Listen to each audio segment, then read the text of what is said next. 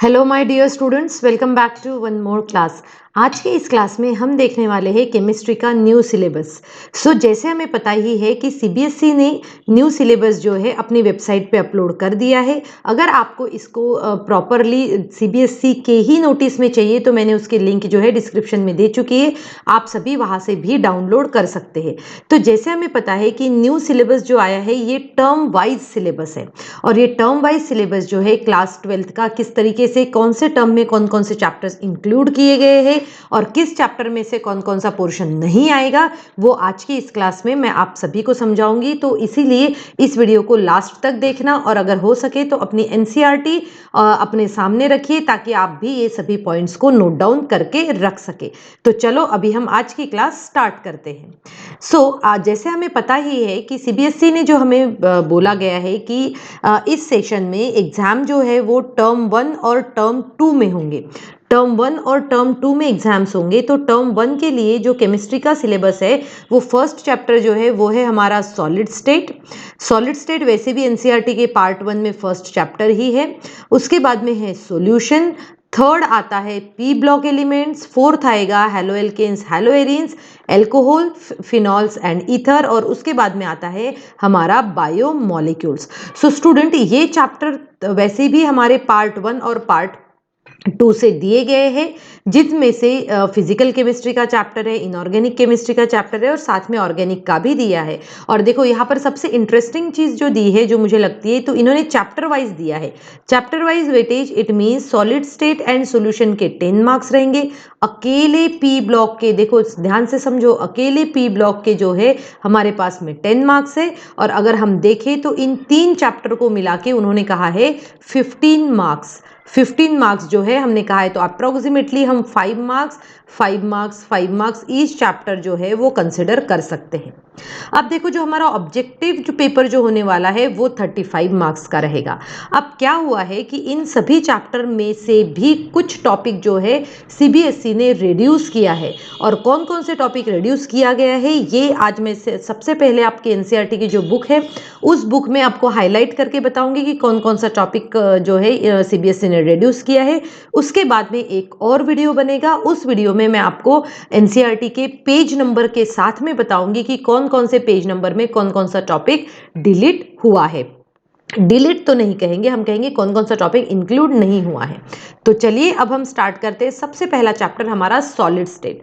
तो यहाँ पर देखो ये मैंने एनसीईआरटी का ही जानबूझ के स्क्रीनशॉट लिया है, क्योंकि इस स्क्रीनशॉट में हम ये देख सकते हैं, यहाँ पर देखो, यहाँ पर हम चैप्टर प्रॉपरली देख सकते हैं, और साथ में ही जैसे कि अगर ये हमारा सॉलिड स्टेट है, सॉलिड स्टेट चैप्टर में आप देख सकते हो कि जो हमारा फर्स्ट पॉइंट जो है, यहाँ पर सॉलिड स्टेट चैप्टर है, इसमें क्या होता है जनरल कैरेक्टरिस्टिक, और ये सभी पॉइंट्स इसमें इंक्लूड किए गए हैं। देखो बस ध्यान से देखना और अपनी कॉपी में नोट डाउन करके रखना कि इलेक्ट्रिकल प्रॉपर्टीज और ये मैग्नेटिक प्रॉपर्टीज, ये वाला टॉपिक जो है वो क्या है, इंक्लूड नहीं किया गया है। तो हम यहाँ पर लिखेंगे एक्सक्लूडेड, हम लिखेंगे एक्सक्लूडेड। तो ये टॉपिक जो है ये एक्सक्लूडेड है, इसको इंक्लूड नहीं किया है। मतलब जब हम सॉलिड स्टेट की प्रिपरेशन करेंगे तो हमें इनपरफेक्शन इन सॉलिड्स तक के ही पढ़ना है।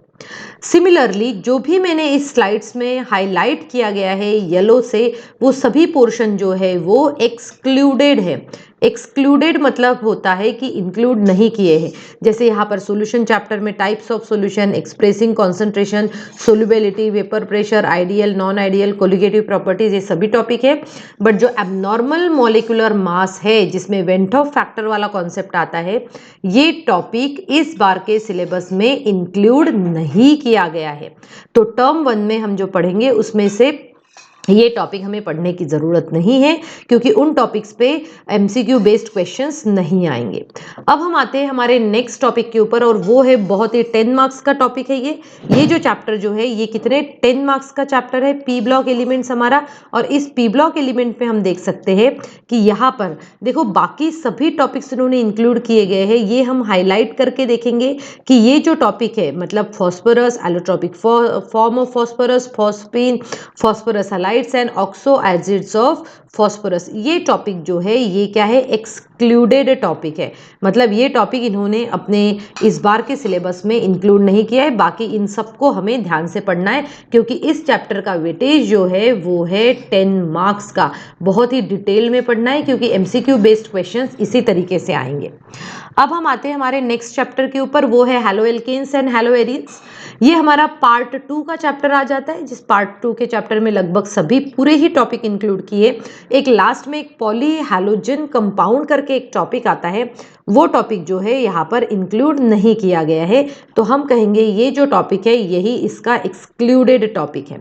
ठीक है, तो ये टॉपिक हमें नहीं पढ़ना है। और जैसे मैंने आपको पहले बताया, मैं एक और वीडियो में आप सभी को समझाऊंगी कि कौन कौन से टॉपिक जो है एनसीईआरटी के पेज नंबर के हिसाब से कौन कौन से टॉपिक आपको नहीं पढ़ना है, जो आप एनसीईआरटी में मार्क करके रख सकते हैं।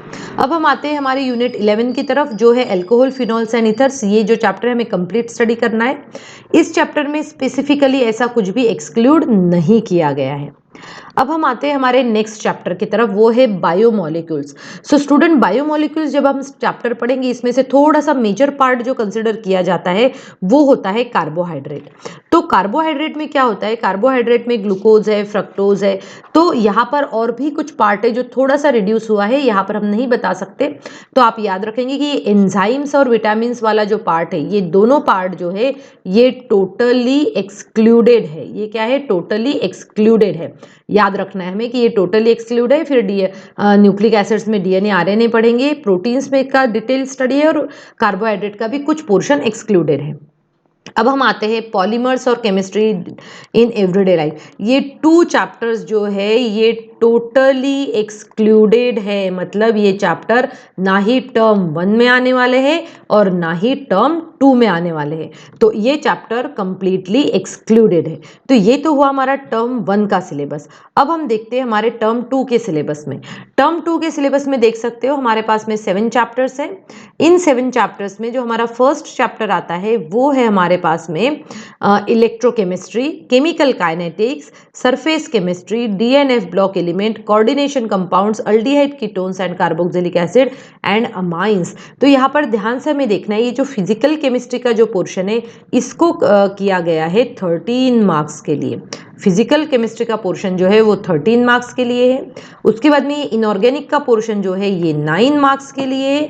और सबसे ज़्यादा वेटेज जो है ये इन दोनों चैप्टर्स को दिया गया है, जिसमें कितना है 13 मार्क्स। ये 13 मार्क्स के लिए है, मतलब कि जो ऑर्गेनिक के 2 ही चैप्टर है उसका वेटेज कितना है 13 मार्क्स। अब 1 बाय 1 हम देख लेते हैं, क्या इन सभी चैप्टर में से भी कुछ पोर्शन इंक्लूड नहीं किया गया है। तो ये है हमारे पास में सबसे पहला चैप्टर इलेक्ट्रोकेमिस्ट्री। तो इलेक्ट्रोकेमिस्ट्री चैप्टर में हम देख सकते हैं कि ये जो बिगिनिंग वाले जो टॉपिक्स है ये पूरे जो है इंक्लूड किए गए हैं, बट ये जो लास्ट वाले टॉपिक जो आ रहा है बैटरीज, ये टॉपिक जो है ये इसमें इंक्लूड नहीं किया गया है। तो बैटरीज जो टॉपिक है वो क्या है, एक्सक्लूडेड है। एक्सक्लूडेड, बैटरीज हमें पढ़ना ही नहीं है हमारे बोर्ड एग्जाम के लिए। अब हम आते हैं बैटरीज के बाद में इसी चैप्टर में से ये जो फ्यूल सेल, कोरोजन, ये भी टॉपिक्स कैसे है, ये भी टॉपिक्स एक्सक्लूडेड है, मतलब ये इंक्लूड नहीं किए गए हैं। फिर आते हैं हमारे नेक्स्ट चैप्टर के ऊपर, जो है chemical kinetics. Chemical kinetics student, जैसे हमें पता ही है कि जो हमारा टर्म 2 होने वाला है वो सब्जेक्टिव होने वाला है। तो सब्जेक्टिव में वहां पर कुछ न्यूमेरिकल्स आएंगे, कुछ डेरिवेशंस आएंगे, और इसीलिए केमिकल काइनेटिक्स को इंक्लूड किया गया है। बट केमिकल काइनेटिक्स में से ये जो येलो में है वो एक्सक्लूडेड पोर्शन है, ये भी इंक्लूड नहीं किया गया है। फिर हम आते हैं चैप्टर सरफेस केमिस्ट्री के ऊपर। सरफेस केमिस्ट्री में भी ये जो 2 टॉपिक है ये एक्सक्लूडेड है, और ये जो बाकी सभी टॉपिक्स इंक्लूड किए गए, जैसे मैंने आपको पहले भी बताया था, अगर आपको डायरेक्टली सीबीएसई का वो नोटिफिकेशन चाहिए जिसमें ये सब दिया हुआ है तो वो मैंने डिस्क्रिप्शन में दे चुकी हूँ।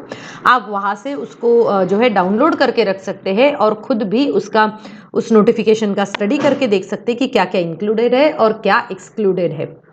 और देखो, और इंटरेस्टिंग सी थिंग ये जो चैप्टर है, चैप्टर 6, ये क्या है, टोटली एक्सक्लूड किया गया है। कंप्लीट चैप्टर ही एक्सक्लूड किया गया है कंप्लीट चैप्टर, कंप्लीट चैप्टर हमें नहीं पढ़ना है। सिमिलरली जैसे कि हमने देखा हमारा जो चैप्टर जो हमें नहीं पढ़ना है वो पहला चैप्टर था पॉलीमर, जो हमें नहीं पढ़ना था। दूसरा चैप्टर है हमारे पास में केमिस्ट्री इन एवरीडे लाइफ, वो भी नहीं पढ़ना है, केमिस्ट्री इन एवरीडे लाइफ, ये भी चैप्टर एक्सक्लूडेड है। मतलब ये एक चैप्टर और थर्ड चैप्टर जो एक्सक्लूडेड है वो है एक्सट्रैक्शन, वो है एक्सट्रैक्शन चैप्टर जो कि इंक्लूड नहीं किया गया है। ओके फिर हम देखते हैं कि ऑर्गेनिक के कौन कौन से चैप्टर इंक्लूड किए गए हैं।